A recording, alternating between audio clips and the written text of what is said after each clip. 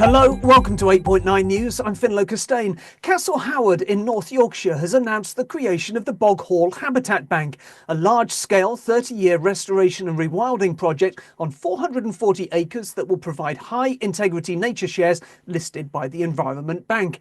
I spoke to Guy Thallon, Head of Natural Environment at Castle Howard, and I asked him why the estate has decided to change the way that it manages so much of its land. Yeah, so the reason for changing the way that we manage land is very much a direct response to the climate and biodiversity emergencies. We have a total estate that exceeds over 9,000 acres, and 50% of that estate is arable production. So we recognise that a large proportion of our footprint is there in a land use that needs to change and needs to change radically.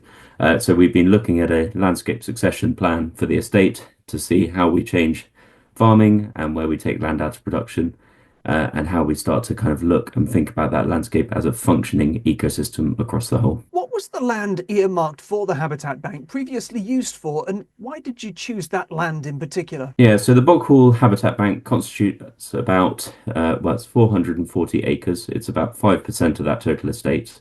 It's an area of land over to the eastern edge of the estate on the boundary. And it's land that is, as the name suggests, heavy. It's clay soils.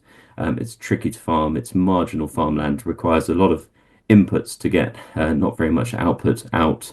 And it has been used predominantly, that site has been used for arable production probably for the last 75 plus years, I would imagine. So presumably farming there has been quite input heavy in the past. Yeah, absolutely. So it would have required a significant amount of energy through cultivation to get a good kind of soil conditions for planting and drilling. Cereal crops, which would have been the basis for the rotation, and then onwards from there would need significant amount of inputs, whether that's inorganic fertilizers and also aggregate chemicals for kind of herbicides, fungicides, pesticides as well. How will you be managing the Bog Hall Habitat Bank going forward? Yeah, so from this point forwards, we're going to be working very closely with our colleagues at the Environment Bank, the ecology team, the land team there, to build on the design that we've established together and start to make that a reality. So where we're at now, we're in the establishment phase. So we are transitioning from those kind of fixed arable fields with the hedgerows around them and starting to kind of move those into a combination of kind of species-rich and herb-rich grasslands, and then start to allow scrub to build out. The land that we have is a degraded arable land, but around those fields we do have really bushy, blousy hedgerows, as well as some really complex woodlands. So it's a kind of a process of starting to identify ways to allow those rich habitats to reach out into the fields. And we'll be doing that through cultivations, but also and kind of interventions, but also through working with animals and in releasing beavers and free-ranging herbivores and starting to create that ecosystem in that site as well. So food production hasn't been entirely eradicated, and there will be livestock integrated to help manage that land. Yeah, it's going to be a very low intensity form of agriculture. So we will have livestock across there. We will have to manage the numbers of those livestock over time.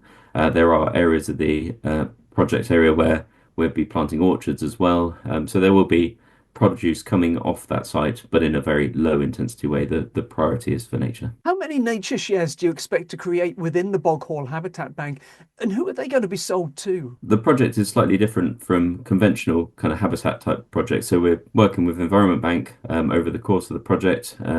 And rather than producing kind of biodiversity net gain units, which is the established market and the regulated market, we're going to be generating nature shares from the project. So Nature Share is a Environment Bank kind of product, which will be and allow kind of various different actors and corporates within that voluntary market to support nature restoration and really to engage with that process. And that market is one that is kind of developing. It's a nascent market that is establishing, and but direction of movement from government and in other governments around the world is that increasingly businesses will be expected to report on their impact on nature and will be expected to respond to that. So this is a mechanism to allow those businesses to be seen to be proactive in supporting nature restoration, and their customers and consumers will recognise that as well, and kind of hopefully engage and support those businesses more so going forwards.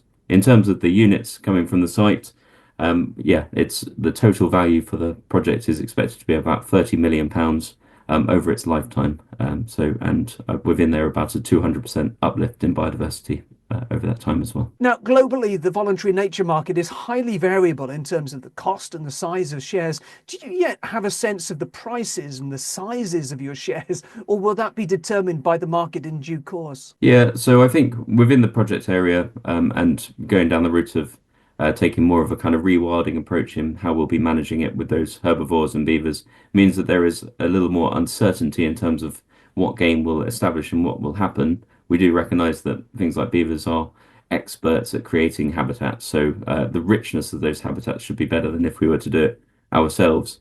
In terms of the kind of size of those units, ultimately it comes down to the area. So across that 440 acres, about 80% of that area is that arable land. So the uplift from those is going to be significant. In other parts, like the rich hedgerows, those aren't going to contribute as much, but they're contributing to the ecology of the site by having that reservoir of biodiversity extant and available as well. Additionality is clearly important, but can the maintenance of high level ecology also be rewarded with nature shares? Yeah, absolutely. And I think it's important to recognize the value of nature that we have within that site already.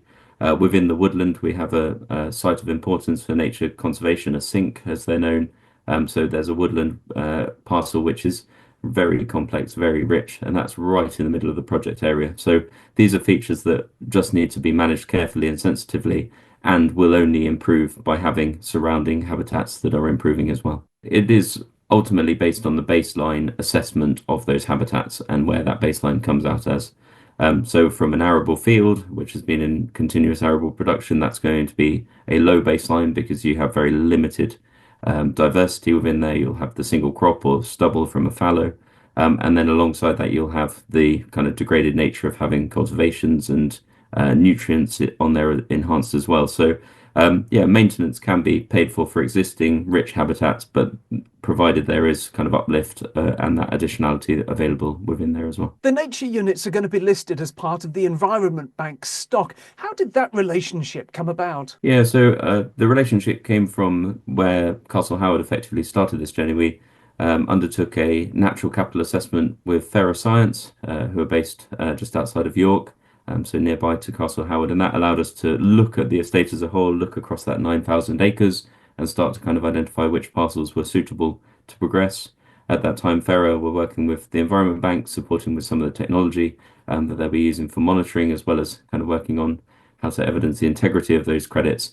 So that was where the introduction came, and Environment Bank themselves are a York-based company, so we started engaging with them in 2023 and have developed over that time, identifying the red line boundary for the project, designing the scheme, and then getting that through contracting as well. Your aim is to create and sustain high integrity shares. How will you monitor the unit's integrity? What outcomes will you be measuring? So the integrity of the units is really critically important to all parties. So that's absolutely one of the things that, from a Castle Howard perspective, when we were making our decision in terms of working with Environment Bank, that was at the kind of fore of our questions and how we were approaching the project. And clearly, it's very important to Environment Bank and will be to buyers of nature shares as well. So effectively, because we have a very well structured biodiversity net gain model that underpins the project, so we will be following the biodiversity net gain metric and using that to determine the gain and calculations alongside that. But we will, alongside that, the ecology team at Environment Bank will be overlaying a kind of really active program of monitoring over that time as well. So really an enhanced monitoring package to make sure that we are capturing that change in great detail, and we are very confident in the baseline that we have, and we've got that to as high a resolution as possible. And within there, there's a program of looking at novel technologies as well to improve that monitoring over time, recognizing that the technologies that are available is changing continuously. One of the ones that we're quite excited to try and look at is acoustic monitoring for soil health. So listening with high sensitivity microphones for invertebrates within the soil and starting to understand actually the abundance or diversity of invertebrates and how that relates back to soil health and habitat health and ecosystem health overall. Will the land be more valuable as nature shares than it was as agricultural land? Yeah, so obviously we're entering a slightly unknown market here, so speculating really. But I think if you take the very basic principle of thinking about land value and what that land can produce under a nature scheme such as this, a natural capital scheme. The land is more productive, is yielding more over that lifetime of 30 years than we forecast that it would if it were producing in arable production, especially in the context of a ever uncertain climate, and extreme climate as well.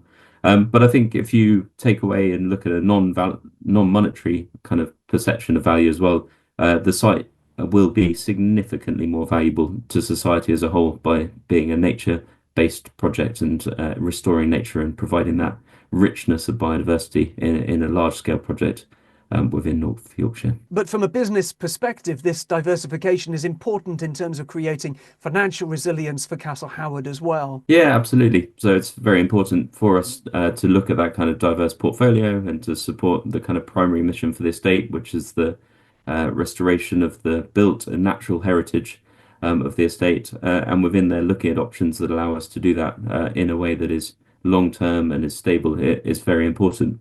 I think the important piece for the estate is that this is clearly something that supports that mission, but it is also the ambition of the estate to look and support nature restoration. So this is very much one that is an alignment of value back to the estate financially, but also an alignment with our values that we want to be actively responding to the climate and biodiversity crisis. That was Guy Thallon from Castle Howard. More news as ever on our website 8.9.com. That's all for now. We're back soon. Thanks for watching.